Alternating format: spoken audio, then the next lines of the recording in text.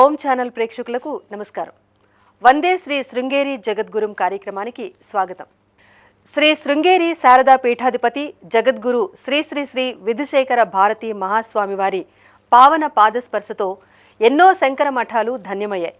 వేదోక్త ధార్మిక పరంపరకు ప్రతిరూపంగా మహాస్వామివారు భక్తిపూర్వకంగా ఇచ్చిన అనుగ్రహ భాషణం హృదయాలను స్పందింపచేసింది.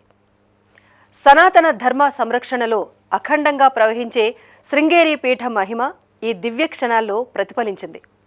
ఆచార అనుష్ఠాన ఆత్మ జ్ఞాన సందేశాలతో మహాస్వామివారి ఉపదేశం భక్తుల జీవితాలకు దిశానిర్దేశం చేసింది. ఈ అపూర్వ ధార్మిక దివ్య ప్రవచనాలను భక్తిభావంతో జగద్గురు చరణాలకు ప్రణమిలుతూ ప్రత్యక్షంగా దర్శించి తరిద్దాం. తన సుఖాన్ని ప్రతి మనిషి మొట్టమొదట ఎందుకు కోరుకుంటున్నాడు అనంటే, అందరికంటే కూడా ఎక్కువ ప్రేమ తన మీద తనకుంటుంది కాబట్టి, ప్రతి జీవుడికి కూడా మిగతా వాళ్ళ కంటే కూడా ఎక్కువ ప్రేమ తన మీదే తనకుంటుంది. మిగతా వాళ్ళ మీద ఉండే ప్రేమ దేనివల్ల వచ్చిందంటే తన మీద తనకుండే ప్రేమ వల్ల వచ్చింది. అంటే తన మీద తనకి ప్రేమ ఉంది, తన మీద తనకి ప్రేమ ఉంది కాబట్టి తాను సుఖంగా ఉండాలి అని కోరుకుంటున్నాడు. ఆ సుఖం అనేది తాను ప్రేమించేటటువంటి వ్యక్తులు సుఖంగా ఉండడం వల్ల వీడికి వస్తుంది. కాబట్టి ఏ వ్యక్తులు సుఖంగా ఉంటే వీడు సుఖంగా ఉండగలుగుతాడో వాళ్ళు సుఖంగా ఉండాలి, వాళ్ళని ప్రేమిస్తూ ఉంటాడు, వాళ్ళు సుఖంగా ఉండాలి అని మనిషి కోరుకుంటూ ఉంటాడు. అక్కడికి ఏమైంది అనంటే, అన్నిటికీ కూడా మూలమైనటువంటిది ఏమిటి అంటే నేను సుఖంగా ఉండాలి అనేటటువంటి కోరిక. నేను సుఖంగా ఉండాలి అని ఎందుకు కోరుకుంటున్నామనంటే, అందరికంటే మనిషి తనకి ఎవరి మీదైతే ప్రేమ ఉందో వాళ్ళు సుఖంగా ఉండాలి అని కోరుకుంటాడు. తనకి ఎవరి మీదైతే ప్రేమ ఉందో వాళ్ళందరిలో మొట్టమొదటి వాడు ఎవడు అనంటే తానే. ఎవరెవరైతే సుఖంగా ఉండాలి, ఎవరెవరి మీదైతే మనిషికి ప్రేమ అనేది ఉందో ఆ లిస్టులో మొట్టమొదటి వాడు ఎవరు అనంటే తానే. తన తర్వాతే మిగతా వాళ్ళందరూ కూడా. కాబట్టి ఎక్కువ ప్రీతి మనిషికి, అంటే ఏ విధమైనటువంటి కారణములు అంటే వేరే వాళ్ళ మీద ఉండే ప్రేమకి కారణం ఏమిటి అనంటే మన మీద మనకుండే ప్రేమ. మన మీద మనకుండే ప్రేమ, మనం ఆనందంగా ఉండాలి అనేటటువంటి కోరిక వల్ల వేరే వాళ్ళు, కానీ ఆ కోరిక వేరే వాళ్ళు ఆనందంగా ఉండడం వల్ల సిద్ధిస్తుంది కాబట్టి వాళ్ళ ఆనందాన్ని మనం కోరుకుంటున్నాం. అంటే అక్కడికి ఏమైంది అంటే, వేరే వాళ్ళు సుఖంగా ఉండాలి, ఆనందంగా ఉండాలి అనే కోరికకి ఒక కారణం ఉన్నది. ఏమిటంటే నా మీద నాకుండే ప్రేమ, నేను ఆనందంగా ఉండాలనే కోరిక. కానీ నా మీద నాకుండే ప్రేమకి, నేను సుఖంగా ఉండాలనే కోరికకి ఇంకేమి కారణము లేదు. అది నిష్కారణం. అక్కడ ఇంకే కారణం ఉండదు. నా మీద నాకు ఎందుకు ప్రేమ, నేను ఎందుకు సుఖంగా ఉండాలి అని ప్రశ్న అడిగితే, ఇప్పుడు వాడెందుకు సుఖంగా ఉండాలి అని అడిగితే వాడు సుఖంగా ఉంటేనే నేను సుఖంగా ఉండగలుగుతాను, అందుకోసం వాడు సుఖంగా ఉండాలంటాం. నువ్వెందుకు సుఖంగా ఉండాలనుకుంటున్నావు అంటే అక్కడ ఇంకా మళ్ళీ ఆ ప్రశ్న ఉండదు, ప్రశ్నకి సమాధానం ఉండదు. కాబట్టి ఇక్కడ మనం తెలుసుకోవాల్సినటువంటి విషయం ఏమిటి అనంటే, ఒక మనిషికి అందరికంటే కూడా ఎక్కువ ప్రేమ ఎవరి మీద ఉంటుంది, అలాగే మొట్టమొదట ఆనందంగా ఉండాలి అని ఎవరి గురించి మనిషి కోరుకుంటాడు అనంటే తన గురించే తాను కోరుకుంటాడు. దీన్నే, ఇదేదో మేము చెప్తున్నటువంటి విషయం కాదు, దీన్నే ఉపనిషత్తు మనకి చెబుతూ ఉన్నది. ఏదైతే ఇప్పుడు యాజ్ఞవల్క్య మహర్షి మైత్రేయి యొక్క సంవాదం గురించి చెప్పామో, అక్కడే యాజ్ఞవల్క్య మహర్షి ఈ విషయాన్ని గురించి చెప్తాడు. ఏమిటి అనంటే, నవారే పత్యుః కామాయ పతిఃప్రియో భవతి, ఆత్మనస్తు కామాయ పతిఃప్రియో భవతి అని ఇలా రకరకాలుగా యాజ్ఞవల్క్య మహర్షి అక్కడ ఉపదేశించాడు. అంటే ఏమిటి? ఇదే ఇప్పుడు చెప్పినటువంటి అర్థమే దీని యొక్క అర్థం. నవారే సర్వస్య కామాయ సర్వం ప్రియం భవతి, ఆత్మనస్తు కామాయ సర్వం ప్రియం భవతి. తన కోసం మిగతావన్నీ వస్తువులు మనకి చూసినప్పుడు ఇష్టంగా అనిపిస్తూ ఉంటాయి, కానీ అన్నిటికంటే కూడా ఎక్కువగా మనం ఇష్టపడేది ఎవరిని అనంటే మనల్ని మనం ఇష్టపడుతున్నాం. మనం సుఖంగా ఉండాలని మొట్టమొదట మనం కోరుకుంటున్నాం కాబట్టి, ఈ కోరిక దేనివల్ల అయితే సిద్ధిస్తుందో, ఈ కోరికని సిద్ధించుకోవడానికి ఏ వస్తువులు మనకు కావాలో ఆ వస్తువులన్నింటినీ కూడా తర్వాతగా మనం ప్రేమిస్తూ ఉంటాం. కాబట్టి అక్కడికి ఏమైంది అనంటే, అన్ని మిగతా వస్తువుల మీద, అంటే మనకంటే భిన్నమైనటువంటి వస్తువుల మీద మనకు ఉండేటటువంటి ప్రేమ ఏదైతే ఉందో అది నేరుగా వచ్చినటువంటిది కాదు, అది ముఖ్యమైనటువంటిది కాదు. ముఖ్యమైనటువంటిది అథవా నేరుగా వచ్చినటువంటి కోరిక దేని మీద ఉందంటే మన మీద, మనకి ఆనందాన్ని, ఏ ఆనందాన్ని అయితే మనం పొందాలనుకుంటున్నామో దాని మీద మనకు వచ్చినటువంటి కోరిక అది ముఖ్యమైనటువంటిది అని ఆ ఉపనిషత్తు మనకి స్పష్టంగా చెబుతూ ఉన్నది. కాబట్టి అక్కడికి ఏమైంది అనంటే, ఏ విధమైనటువంటి కారణము లేకుండా నేరుగా మనం ప్రేమించేది ఎవరిని అనంటే మనల్నే. ప్రతి జీవుడు తననే తాను ప్రేమిస్తూ ఉంటాడు. అక్కడ ఇంకే విధమైనటువంటి కారణాలు లేవు. అకారణంగా అహేతుకంగా మన మీద మనం విశేషమైనటువంటి ప్రీతిని కలిగి ఉంటాం. రెండో వస్తువు మీద మనకు ఉండేటటువంటి ప్రీతి అకారణంగా వచ్చినటువంటిది కాదు, దానికి ఒక కారణం ఉంది. ఏది? మన మీద మనకు ఉండేటటువంటి ప్రేమే దానికి కారణం. అక్కడికి ఏమైంది? ఏతావత ఇంత ఎందుకు చెప్పొచ్చాను ఇంత విస్తారంగా అనంటే, దీని ద్వారా మనం తెలుసుకోవాల్సినటువంటి విషయం ఏమిటి అనంటే, అంటే మనకంటే భిన్నమైనటువంటి వస్తువు మీద అథవా వ్యక్తి మీద మనకున్నటువంటి ప్రేమ ఏదైతే ఉందో, ప్రీతి అనేటటువంటిది ఏదైతే ఉందో, అది నేరుగా వచ్చినటువంటిది కాదు. మన మీద మనకున్నటువంటి ప్రీతి ఏదైతే ఉందో అది అహేతుకంగా నేరుగా వచ్చినటువంటిది. వేరే దాని మీద ఉండేది అహేతుకంగా వచ్చినటువంటిది కాదు, దానికి ఒక హేతు ఉన్నాయి. అహేతుకమైనటువంటి ప్రీతి, సహేతుకమైనటువంటి ప్రీతి, ఈ రెండిటిలో ఏది గొప్పది అనంటే, ఏది స్వచ్ఛమైనటువంటిది అనంటే, ఏ విధమైనటువంటి కారణం లేకుండా మనం ఎవరినైతే అథవా మనం మనం చూపించేటటువంటి ప్రేమ ఏదైతే ఉంటుందో, ఏ విధమైనటువంటి ప్రయోజనాపేక్ష లేకుండా అహేతుకంగా మనం చూపించేటటువంటి ప్రేమ అనేది ఏదైతే ఉంటుందో అదే స్వచ్ఛమైనటువంటిది. ఏదో ఒక కారణం వల్ల మనం ప్రేమను చూపిస్తున్నామనంటే ఆ కారణం ఉన్నంత వరకు అది ఉంటుంది, ఆ తర్వాత పోతుంది. అహేతుకంగా మనం చూపించేటటువంటి ప్రేమ ఏదైతే ఉందో అదే స్వచ్ఛమైనది, అదే శాశ్వతమైనటువంటిది. కాబట్టి అటువంటి ప్రేమ ఎవరి మీద ఉంటుంది? మన మీదే మనకు ఉంటుంది, మన ఆత్మ మీద మనకు ఉంటుంది. మనకంటే భిన్నమైనటువంటి దాని మీద మనకు ఉండదు. అంటే అక్కడికి ఏమైంది? అద్వైత తత్వంలో భగవంతుడు అనేటటువంటి వాడు మన ఆత్మస్వరూపుడు. మన ఆత్మస్వరూపుడైనటువంటి భగవంతుడి మీద మనకి స్వచ్ఛమైన అహేతుకమైన ప్రీతి అనేది ఉండాలి. అంటే ఆ ప్రీతే భక్తి. స్వచ్ఛమైనటువంటి భక్తి ఉండాలి అనంటే అది ఆ భగవంతుడు మన ఆత్మ మనకు ఎలాగో ఆ భగవంతుడు కూడా మనకు అలాగే అయినప్పుడు మాత్రమే ఆ భగవంతుడి మీద మనం స్వచ్ఛమైనటువంటి ప్రీతిని, భక్తిని పొందగలుగుతాం. అదే మనకంటే భిన్నమైపోయాడంటే భగవంతుడు, అప్పుడు ఏమవుతుంది అనంటే, ఎలాగైతే మనం ఇంకోళ్ళ మీద ప్రేమను చూపిస్తామో అది నేరుగా వచ్చినట్టు అహేతుకమైనటువంటిది కాదో సహేతుకమైనటువంటిదో అలా అయిపోతుంది. అంటే అది రెండో లెక్కలోకి వెళ్ళిపోతుంది. అది మొదటి స్థానంలోకి రాదు, అది రెండో స్థానంలోకి వెళ్తుంది. అంటే అది కూడా ఒక భక్తే, అది భక్తి కాదు అని అనట్లేదు. ఇప్పుడు ఇంకోళ్ళ మీద ఉండేటటువంటి ప్రేమ కూడా ప్రేమే, అది కాదు అని మనం అనట్లేదు. కానీ అది దానికంటే గొప్పది మన మీద మనకు ఉండేటటువంటిది, అది కూడా ప్రేమే. కాబట్టి ఇప్పుడు ఇక్కడ ద్వైతంలో మనకంటే భిన్నుడు అని చెప్పేటటువంటి వాళ్ళు ఎవరైతే ఉంటారో ఆ సిద్ధాంతం ఏదైతే ఉందో అందులో భక్తి అనేది లేనే లేదు అని అనట్లేదు. అందులోనూ భక్తి ఉండనే ఉంది, ఆ భక్తికి ఒక స్థానం ఉండనే ఉంది, విశేషంగా అది ఉండనే ఉంది. కానీ మేము చెప్పేది ఏమిటంటే అద్వైతంలో దానికంటే కూడా ఇంకా విశేషమైనటువంటిది స్వచ్ఛమైనటువంటి భక్తి అనేది, భక్తికి స్థానం ఉన్నది. అందుకే శంకరాచార్యుల వారు తమ యొక్క భాష్యాల్లో, గ్రంథాల్లో ఎంతో విస్తారంగా అద్వైతాన్ని చెప్పినా కూడా భక్తిని కూడా చెప్పారు. రెండింటినీ చెప్పింది శంకరాచార్యుల వారిగా. ఒకవైపు అద్వైతాన్ని గురించి కూడా చెప్పారు. ఒకవేళ అద్వైతంలో భక్తికి స్థానమే లేదు అని చెప్పేట్టయితే అప్పుడు శంకరాచార్యుల వారు భజగోవిందం భజగోవిందని ఎందుకు చెప్పారు? ఇంకా రకరకాలుగా చాలా చోట్ల భక్తి గురించి శంకరాచార్యుల వారు ఎంతో గొప్పగా చెప్పారు. భక్తి కిన్న కరోత్యహో వనచరో భక్తావతం సాయతే అని అంటారు ఒక మాట. దీని అర్థం ఏమిటి? ఈ భక్తి ఉంటే ఏది సాధ్యం కాదు, అన్నీ కూడా సాధ్యం అవుతాయి. భక్తితో మనం చేస్తే దేన్నైనా భగవంతుడు స్వీకరిస్తాడు అనే దానికి ఉదాహరణగా చెప్తూ శంకరాచార్యుల వారు అహో వనచరో భక్తావతంసాయతే అని అన్నారు. అహో అంటే ఆశ్చర్యం. ఏమిటి? వనచరహ, ఒక అడవిలో ఉన్నటువంటి ఒక వేటగాడు, అంటే కన్నప్ప, భక్త కన్నప్ప గురించి శంకరాచార్యుల వారు ఈ మాట అని చెప్పారు.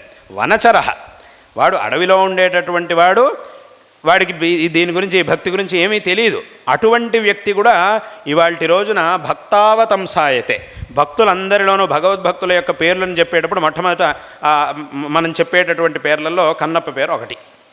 అంత గొప్ప స్థానాన్ని ఆ కన్నప్ప పొందాడు అనంటే దాని అర్థం ఏమిటి? అది దేనివల్ల సాధ్యమైంది? భక్తి వల్లే సాధ్యమైంది. కాబట్టి ఇది భక్తి యొక్క గొప్పదనం అని శంకరాచార్యుల వారే చెప్పారు. అద్వైత తత్వం గురించి శంకరులే చెప్పారు, ఈ భక్తి గురించి కూడా శంకరులే చెప్పారు.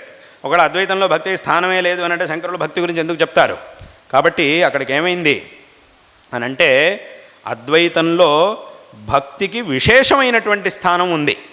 భక్తికి ఒక విశేషమైనటువంటి, అంటే అహేతుకమైన స్వచ్ఛమైనటువంటి భక్తికి ఎక్కడ స్థానం ఉన్నది అని అంటే అద్వైతంలో ఉంటుంది. ఎందుకంటే అద్వైతంలో మన యొక్క ఆత్మ అనేది, ఆత్మ మీద మనకి ఎలాగైతే అహేతుకమైనటువంటి స్వచ్ఛమైనటువంటి ప్రీతి అనేది ఉన్నదో అదేవిధంగా ఆ భగవంతుడు కూడా మన ఆత్మస్వరూపుడే అయి ఉన్నాడు కాబట్టి ఆ భగవంతుడి మీద మనకి అహేతుకమైనటువంటి భక్తి అనేది ఉంటుంది.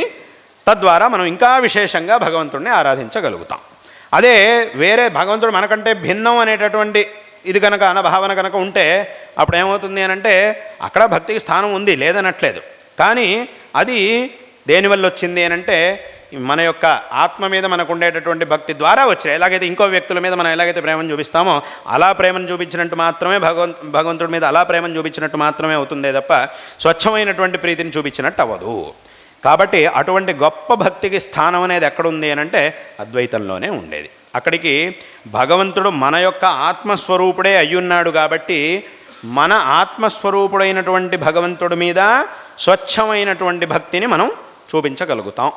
అదేవిధంగా ఆ ఆత్మస్వరూపుడే అయినప్పటికీ ఒక మాయ వల్ల, అంటే మాయ అనేది అదే ఉపాధి అని అంటారు దాని శాస్త్రంలో, ఆ మాయ వల్ల కొంత భిన్నంగా ఆ భగవంతుడు మనకి ఆ భగవంతుడికి మధ్యలో ఒక భేదం అనేది కల్పితంగా వచ్చింది కాబట్టి భగవంతుడు వేరు నేను వేరు అనేటటువంటి వ్యవహారం కూడా ఉంది.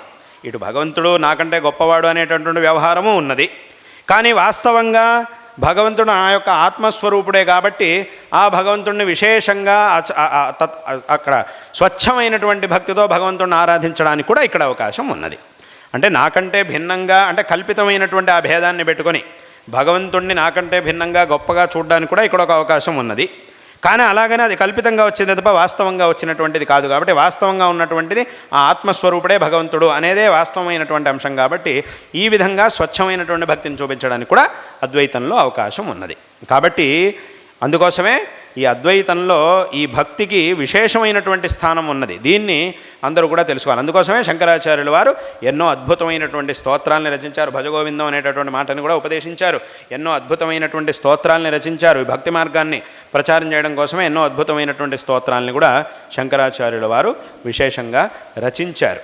కాబట్టి దీన్ని మనం చక్కగా తెలుసుకోవాలి. కాబట్టి ఇప్పుడు ఏమిటంటే ఏదో ద్వైతంలో అయితే భక్తికి మంచి స్థానం ఉంది, అద్వైతంలో అయితే స్థానమే లేదు అని చాలామంది అనుకుంటుంటారు. కానీ వాస్తవంగా అది పొరపాటు. ఉండేది అసలు అలా కానే కాదు. అద్వైతంలోనే విశేషమైనటువంటి స్థానం ఉండేది. ఇది కానీ ద్వైతంలో అంత స్థానం లేదు. అంటే ఇక్కడ ఉన్నంత గొప్ప స్థానం లేదు. దీనికంటే ఒక మెట్టు కింద మాత్రమే ఉంటుంది. కాబట్టి దీన్ని మనం చక్కగా తెలుసుకోవాలి. కాబట్టి ఇక్కడ కూడా ఆ భక్తికి స్థానం అనేది ఉండనే ఉన్నది, కర్మానుష్ఠానానికి తప్పకుండా స్థానం అనేది ఉండనే ఉన్నది. కాబట్టి ఈ కర్మల్ని అనుష్ఠిస్తూ తద్వారా ధర్మాచరణ చేస్తూ ఆ భగవంతుడి విషయంలో అపారమైనటువంటి భక్తితో ఉంటూ ఆ భగవంతుడి యొక్క ఆరాధనను చేస్తూ, అందుకే ఇంకొక విషయం కూడా మనం ఇక్కడ చూడాలి. భగవద్గీతలో కృష్ణ పరమాత్మ ఒక మాటని చెప్పాడు. చతుర్విధా భజంతేమాన్ జనా సుకృతినోర్జున ఆర్తో జిజ్ఞాసురర్థార్థి జ్ఞానీచ భరతర్షభ అన్నాడు. ఈ మాటకు అర్థం ఏమిటి అంటే ఈ లోకంలో ఉండేటటువంటి భక్తులంతా, దీనికి సరళంగా అర్థం చెప్పాలంటే ఈ మాటకి ఈ గుడికి వచ్చేటటువంటి భక్తులందరూ ఉంటారు.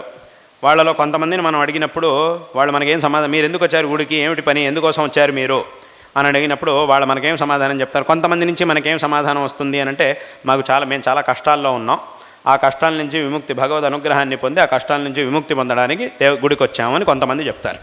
ఇంకా కొంతమందిని అడిగినప్పుడు మీరు ఎందుకు వచ్చారు, మీకు ఏమైనా కష్టాలు ఉన్నాయా, మీరు కష్టాల్లో ఉన్నారా, అబ్బే అదేం లేదండి మేము కష్టాల్లో ఏం లేమో బాగానే ఉన్నాం. మరైతే గుడికి ఎందుకు వచ్చారు అని అంటే మాకు విద్య కావాలి, చదువు కావాలి, చదువుని ప్రసాదించేటటువంటి వాడు భగవంతుడు కాబట్టి చదువుకుని ప్రార్థించడం కోసం భగవంతుడి దగ్గరికి వచ్చాం అని అనేవాళ్ళు కొంతమంది. ఇంకా కొంతమంది ఉన్నారు, ఏమంటే మీకు ఏమైనా కష్టాలు ఉన్నాయా, లేవు మాకేం కష్టాలు లేవు, అదే మీకు చదువు కావాలా, ఏదో చదువుకున్నాం బాగానే ఉంది, మరి ఎందుకు వచ్చారు అని అంటే మాకు ఐశ్వర్యం కావాలి, సంపత్తునిచ్చేటటువంటి వాడు కూడా భగవంతుడు కాబట్టి ఆ సంపత్తుని ప్రార్థించడం కోసం దేవుడి దగ్గరికి వచ్చాము అనేవాళ్ళు కొంతమంది ఉంటారు. ఇంకా కొంతమంది ఉన్నారు, మీరు ఎందుకు వచ్చారు అని అంటే మీకు ఏమన్నా చదువు కావాలా, లేదు, సంపత్తు కావాలా, అక్కర్లేదు, మీరు కష్టాల్లో ఉన్నారా, లేము, మరి ఎందుకు వచ్చారు అని అంటే మేము ఏం అడగడం కోసం వచ్చారు, దేనికోసం వచ్చారు అని అంటే మేము దేనికోసం రాలేదు, కేవలం భగవంతుడిని దర్శించడం కోసం వచ్చామంతే. ఏమీ లేనప్పుడు, ఏమీ అడగాల్సిన పని లేనప్పుడు ఎందుకు వచ్చారు అని అంటే ఏమీ అడగాల్సినది లేకపోయినప్పటికీ ఆ భగవంతుడిని ఎలా వదులుతాం, అడగాల్సినటువంటి పని లేదు, ఏదో అడగడం కోసమే గుడికి రావాలి అనేం లేదు, కేవలం ఒకసారి వచ్చాం, ఆ భగవంతుడిని దర్శించాం, వెళ్ళాం, అంతే చాలు మాకు. మేమేదో దేవుడిని అడగడం కానీ దేవుడు ఏదో మాకు ఇవ్వాలని కోరుకోవడం కానీ అదేమీ లేదు. అంటే ఏమిటి, ఏదో ఒకటి అడగడం కోసం వచ్చేవాళ్ళు ఏది అడగాల్సినటువంటి కోరిక లేకపోయినా కూడా, అడగాల్సినటువంటి అవసరం లేకపోయినా కూడా భగవంతుడిని ఆరాధించేటటువంటి వాళ్ళు కొంతమంది, భగవద్భక్తులైనటువంటి వాళ్ళు కొంతమంది, వాళ్ళు 4వ వాళ్ళు. అంటే 4 విభాగాల్ని 4 రకాలుగా చూపించాడు భగవంతుడు అక్కడ. అంటే నా దగ్గరగా ఏదో ఒకటి ప్రయోజనం, అంటే ఈ నలుగురిలోనూ చివరివాడు ఎవడైతే ఉన్నాడో, ఏమీ అడగకపోయినా, అడగాల్సిన అవసరం లేకపోయినా కూడా భగవంతుడి దగ్గరకు వచ్చేటటువంటి వాడు ఎవడైతే ఉంటాడో ఆయన అందరికంటే గొప్పవాడు అని భగవంతుడు చెప్పాడు. ఎందుకు గొప్పవాడు అని అంటే వాడిది స్వచ్ఛమైన భక్తి, మిగతా అంటే స్వచ్ఛమైన అంటే అహేతుకమైనటువంటి భక్తి, మిగతా వాళ్ళది సహేతుకమైనటువంటి భక్తి. అంటే ఏదో ఒక కోరిక ఉంది కాబట్టి భగవంతుడి మీద భక్తి అనేది వీళ్ళకుంది. ఆ కోరిక కనుక తీరిపోయింది అని అంటే ఇంక మళ్ళీ భగవంతుడు గుర్తుకురాడు. మళ్ళీ అదే అలాంటిది ఇంకేదో కావాల్సి వచ్చినప్పుడు మాత్రమే మళ్ళీ దేవుడు గుర్తుకొస్తాడు. అప్పటి వరకు మళ్ళీ దేవుడు గుర్తుకురాడు. ఏదో ఒకసారి వచ్చాడు, ప్రార్థించాడు కాబట్టి తప్పకుండా భగవంతుడు కోరిక తీరుస్తాడు, తప్పకుండా వాడికి కావాల్సింది ప్రసాదించాడు, అయిపోయింది, దొరికేసింది, వాడు అనుకున్నది దొరికింది. ఆ తర్వాత మర్చిపోతాడు. మళ్ళీ ఇంకేదో కావాల్సి వచ్చినప్పుడు మాత్రమే మళ్ళీ గుడికి వస్తాడు వాడు. అప్పటి వరకు మళ్ళీ గుడి మొహమే చూసేది లేదు. అలాంటి వాళ్ళు చాలామంది కనిపిస్తూ ఉంటారు మనకి లోకంలో.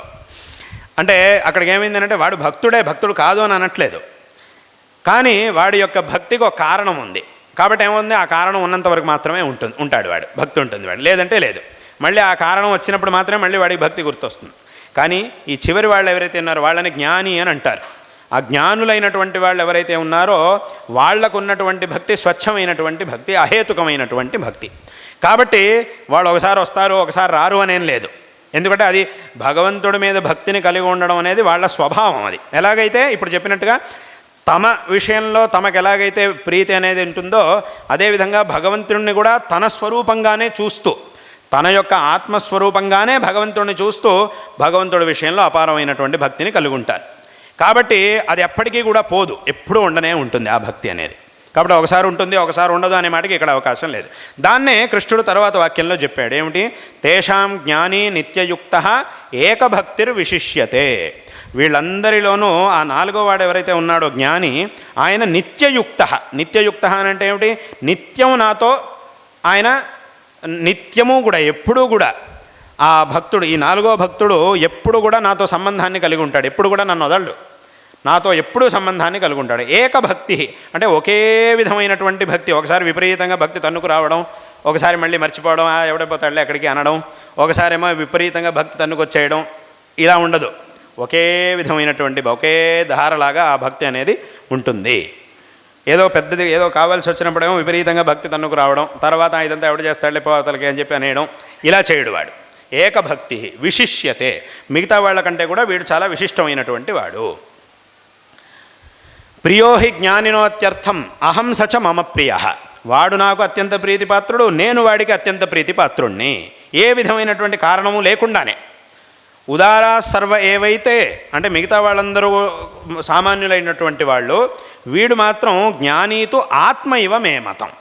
ఈ జ్ఞాని అయినటువంటి వాడు ఎలాంటి వాడు అనంటే నా యొక్క ఆత్మ నాకు ఎలాగో ఈ జ్ఞాని కూడా నాకు అలాగా అని భగవంతుడు చెప్పాడు. అంటే వీడు కూడా నా యొక్క ఆత్మస్వరూపుడే అయ్యున్నాడు. నాకు వాడికి ఆత్మ అనేది వేరు కాదు, నా స్వరూపుడే అయ్యున్నాడు. కాబట్టి వీడి యొక్క భక్తి అనేది అహేతుకమైనటువంటిది, స్వచ్ఛమైనటువంటిది. కాబట్టి దీనికి ఎప్పుడూ కూడా వియోగం అనేది ఉండదు. కాబట్టి వీడు నాకు అందరికంటే కూడా ఎక్కువ ఇష్టం అని భగవంతుడు చెప్పాడు. అంటే అక్కడికి ఏమైంది, దీని ద్వారా కూడా మనం తెలుసుకోవాల్సినటువంటిది ఏమిటి అంటే అహేతుకమైన స్వచ్ఛమైనటువంటి భక్తి అనేది ఎక్కడ కలుగుతుంది అని అంటే భగవంతుడు మన ఆత్మస్వరూపుడైనప్పుడు మాత్రమే. మనకంటే భిన్నుడైతే అది అప్పుడు దానికి ఒక కారణం వచ్చేస్తుంది మధ్యలో. ఆ కారణం ఏమీ లేకుండా స్వచ్ఛంగా ఉండాలి అని అంటే అది అహేతుకమైనటువంటి ప్రీతి భక్తి అనేది ఉండాలి. అది మన యొక్క ఆత్మస్వరూపం అయితేనే అవుతుంది. అదే అద్వైత తత్వం. దీన్నే అద్వైత తత్వం అనేది మనకి చెప్తోంది. కాబట్టి ఇది ఇక్కడ ఉన్నటువంటి గొప్పతనం. దీన్నే శంకరాచార్యుల వారు విశేషంగా చెప్పారు. అందుకే ఈ భక్తి మార్గాన్ని కూడా శంకరాచార్యుల వారు విశేషంగా ఉద్ధారం చేశారు. అంటే ఇక్కడ ఏదో వేరే వాళ్ళ గురించి ఏదో నిందిస్తున్నాం, అథవా వేరే వాళ్ళది భక్తే లేదు, అది సరే కాదు అని నేను అనట్లేదు. వేరే మార్గాల్లోనూ అంటే అద్వైతం కానటువంటి మార్గాల్లోనూ భక్తి అనేది ఉండనే ఉంది. ఇందాక చెప్పినట్టుగా భక్తికి స్థానం అనేది ఉండనే ఉన్నది, అందులో ఏ విధమైనటువంటి సందేహం లేదు. అక్కడ భక్తి ఉంది. కానీ అంతకంటే కూడా ఉత్కృష్టమైనటువంటి భక్తికి ఎక్కడ స్థానం అంటే అది అద్వైత సిద్ధాంతంలో. కాబట్టి దీన్ని మనం చక్కగా తెలుసుకోవాలి అనేటటువంటి విషయాన్ని ఈ సందర్భంలో చెబుతూ ఉన్నాం. కాబట్టి ఈ విధంగా శంకరాచార్యుల వారు అన్నిటికంటే ఉత్కృష్టమైనటువంటి ఆ అద్వైత తత్వాన్ని మనకు ఉపదేశించారు. ఆ అద్వైత తత్వాన్ని మనం పొందాలి అనంటే దానికి కావలసినటువంటి మార్గాన్ని, భక్తి మార్గాన్ని, కర్మ మార్గాన్ని కూడా శంకరాచార్యుల వారు మనం ఎలా పొందాలి ఆ తత్వాన్ని అనేటటువంటి విషయాన్ని, ఆ మార్గాన్ని కూడా శంకరాచార్యుల వారు మనకు చూపించారు. కాబట్టి ఆ మార్గంలో వెళ్ళి, శంకరుడు మనకు చూపించినటువంటి మార్గంలో వెళ్ళి శంకరులు రచించినటువంటి గ్రంథాలని పఠిస్తూ కొంతవరకైనా, చాలామంది ఏమంటారు అంటే మాకు ఆ పుస్తకాలు చదివితే అవేం అర్థం కావు కదండి, అవన్నీ సంస్కృతంలో ఉంటాయి కదండి, ఎలా అర్థం చేసుకునేది, చెప్పేవాళ్ళు ఎవరు లేరు మాకు, కాబట్టి ఎలా అర్థం చేసుకోవాలని చాలామంది అడుగుతుంటారు. చెప్పేవాళ్ళు ఉంటే వాళ్ళ నుంచి చెప్పించుకోవడం, కానీ ఒకవేళ చెప్పేవాళ్ళు లేరు అన్నంత మాత్రాన ఇంకా మనకి ఇంకో మార్గమే లేదు అని కాదు అని అనుకోక్కర్లేదు. ఆ శ్లోకాల్ని మనం పఠిస్తే చాలు. ఆ శ్లోకముల యొక్క, శంకరాచార్యుల వారు రచించినటువంటి శ్లోకముల యొక్క గొప్పతనం ఏమిటి అనంటే, మనకు అర్థం కాకపోయినా కూడా కేవలం ఆ శ్లోకాల్ని రోజు గనక మనం పఠిస్తే చాలు. దాని ద్వారానే ఆ శ్లోకముల యొక్క గొప్పదనంతో మనకి ఒక గొప్ప సంస్కారం అనేది ఏర్పడుతుంది. దాని యొక్క అర్థం మనకి తెలియాల్సిందే అనేం లేదు. తెలిస్తే ఇంకా మంచిది, కానీ తెలియకపోతే ఇంకా మనం చదవడం అనేది వ్యర్థం అని ఎవరు అనుకోక్కర్లేదు. ఎందుకంటే ఈ అంటే మన పురాణముల్లో ఉండేటటువంటి స్తోత్రములు, వచనాలు, మన ఋషులు మనకు ఉపదేశించినటువంటి వచనాలు, శంకర భగవత్పాదాచార్యులు మొదలైనటువంటి అవతార పురుషులు మనకు ఉపదేశించినటువంటి ఆ వచనాలు ఏవైతే ఉన్నాయో ఆ మాటలకే ఎంతో గొప్పతనం ఉన్నది. వాటి యొక్క అర్థం తర్వాత, కానీ ఆ మాటకే ఎంతో గొప్పదనం ఉన్నది. ఆ మాటని మనం ఉచ్చరిస్తేనే దాని ద్వారా మనకి ఎంతో విశేషమైనటువంటి ఫలితం కలుగుతుంది. ఆ తర్వాత మనం ఎలా వెళ్ళాలి అనేటటువంటి మార్గం తనంతటదే ఏర్పడుతుంది. ఖచ్చితంగా మనకు ఒక మార్గం ఏర్పడుతుంది. ఆ మార్గంలో ఖచ్చితంగా మనం ముందుకు వెళ్ళగలుగుతాం. ఇదే ఆ మాటలకు ఉన్నటువంటి గొప్పతనం. అది ఆ మాటని పలికితే చాలు, దాని ద్వారా మనకి విశేషమైనటువంటి ఆ శక్తి అనేది తప్పకుండా లభిస్తుంది, సంస్కారం అనేది తప్పకుండా లభిస్తుంది, ఒక మార్గం అనేది మనకి తప్పకుండా ఏర్పడుతుంది అనేటటువంటి విషయంలో ఏమాత్రం సందేహం లేదు. కాబట్టి ఈ గ్రంథముల్ని పఠించడం, శంకరులు చూపించినటువంటి మార్గాన్ని అనుసరించి ఈ జీవితాన్ని సార్థకపరచుకోవాలి అనేటటువంటి విషయాన్ని ఈ సందర్భంలో అందరికీ కూడా తెలియజేస్తూ ఉన్నాం. కాబట్టి ఆ భగవంతుడు చేసినటువంటి అవతారాల్లో ఈ శంకర భగవత్పాదాచార్యుల వారి యొక్క అవతారం అనేది ఎంతో ఒక వైశిష్ట్యం. భగవంతుడి యొక్క ఒక్కొక్క అవతారానికి ఒక్కొక్క గొప్పతనం ఉన్నది. రామావతారం, కృష్ణావతారం, నరసింహావతారం, వామనావతారం, ఇలా ఏ అవతారాన్ని తీసుకున్నా కూడా దానికి ఒక వైశిష్ట్యం ఉంది, ఒక మహిమ ఉన్నది. ఆయా అవతారాల్లో భగవంతుడు ఒక్కొక్క రూపంలో మనకు కనబడుతూ ఉంటాడు. ఒక్కొక్క నామాన్ని ధరించి భగవంతుడు మన ముందుకు వస్తూ ఉంటాడు. చూశారు కదా మహాస్వామివారి అనుగ్రహ భాషణం. గురువుల ఉపదేశం మన జీవితానికి చక్కని మార్గదర్శనం. గురువుల ఆశీస్సులు, అలాగే ఆ మహాస్వామివారి దివ్య ఆశీస్సులతో మీ జీవితాలు కూడా వెలుగులు నింపాలని కోరుకుంటూ నమస్కారం.